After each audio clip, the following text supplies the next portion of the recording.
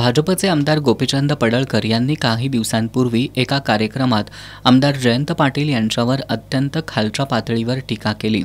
राजकारणात नेहमी आरोप प्रत्यारोप होत असतात, मात्र पडळकरांनी खालच्या शब्दात टीका केल्यानं राजकीय नेत्यांनी देखील नाराजी व्यक्त केली आहे। पडळकरांच्या टीकेनंतर माजी कृषी मंत्री खासदार शरद पवार यांनी मुख्यमंत्री देवेंद्र फडणवीस यांच्याशी फोनवरून संपर्क साधत नाराजी व्यक्त केली।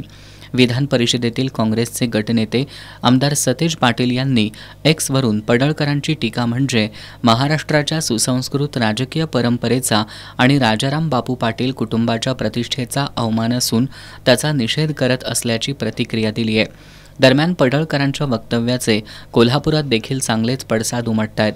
कोल्हापुरातील विविध पक्ष आणि संघटनांच्या पदाधिकाऱ्यांनी आमदार गोपीचंद पडळकर यांच्या वक्तव्याबाबत तीव्र संताप व्यक्त करत त्यांचा निषेध केलाय।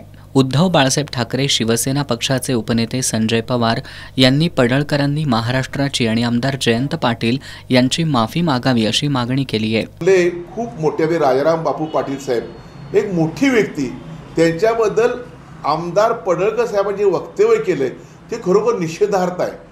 कसं शोभतं ह्या लोकांना? कुठल्या भाषेत तुम्ही बोलताय? काय त्यांच्या लोकांच्या समोरच्या भावना होत असतील? खरं तर हे राज्याचे प्रमुख जे आहेत मुख्यमंत्री महोदयांनी अशा लोकांना तोंडावर आवर घालणं गरजेचं आहे। काही होत नाही, तुमची टीका टिप्पणी केल्यामुळं तुमची बदनामी होत्या, तुमची सरकारची बदनामी होत्या। काय मिळते अशी टीका टिप्पणी करून? कामातनं मोठे व्हा हो, कुठली टीका करताय, कुठल्या थरावर टीका करताय? हे अशोभनीय आहे, त्याचा मी निषेध करतोय।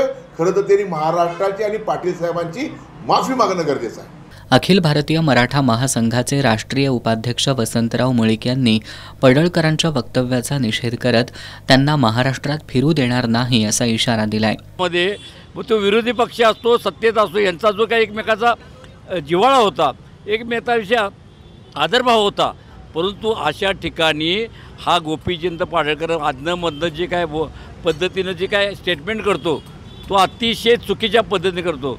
या गोष्टीचा निषेध करावा तितका थोडा आहे आणि माझं ठामपणे मत आहे की आज गोपीचंद पडळकर एका सुसंस्कृत पक्षामधले एक कार्यकर्ते म्हणून आता काम करत आहेत। या पक्षामध्ये बघत असताना भारतीय जनता पक्षाला आपण एक सुसंस्कृत लोकांचा पक्ष म्हणून बघत असताना अशा पद्धतीच्या ह्या वर्तनाला त्यांनी कुठेतरी दखल घ्यावी, अशा माणसाला त्यांनी राजीनामा घेतला गरजेचा आहे।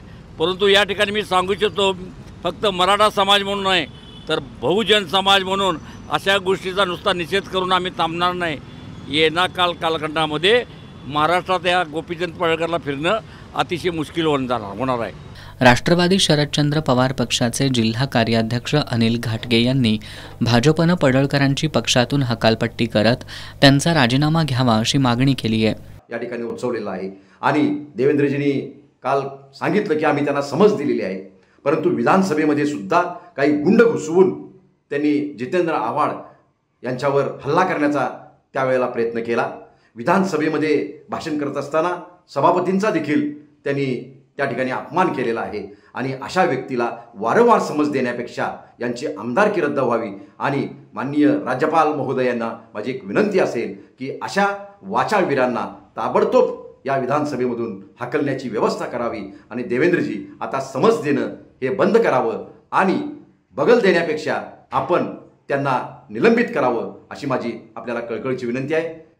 दरम्यान आमदार पडळकर यांच्या वादग्रस्त वक्तव्यामुळे अनेक वेळा वाद निर्माण झालेत, पण आमदार जयंत पाटील यांच्याबद्दल ते ज्या पद्धतीनं बोललेत त्यामुळे त्यांच्यासह त्यांचा भाजप पक्ष आणि त्या पक्षाचे नेते सुद्धा टीकेचे धनी होऊ लागलेत।